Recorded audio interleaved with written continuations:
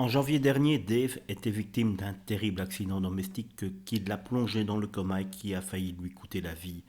On est tous au courant. Convié sur le plateau de C'est à vous mercredi 20 avril 2022, le chanteur expliquait souffrir toujours de violentes séquelles qui lui gâchent l'existence.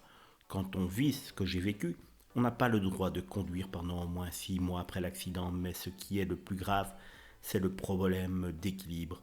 Quand je me lève, j'ai l'impression que je vais tomber, a-t-il notamment confié ce jour-là à Anne-Elisabeth Lemoine, et de poursuivre.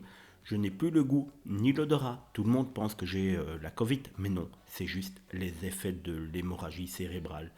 J'ai vu le neurologue, mais on m'a dit que ça pouvait se terminer dans 3 jours, dans 3 mois, ou tout simplement jamais, a-t-il toujours expliqué.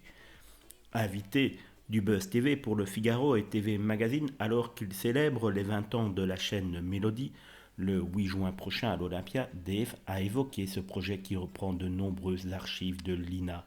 Je trouvais ça intéressant. Ce qui est frappant, c'est de voir à quel point que quand c'est fini, on disparaît totalement, ce qui était le cas de Jacques Martin, racontait le chanteur de 77 ans sur le plateau du Buzz TV.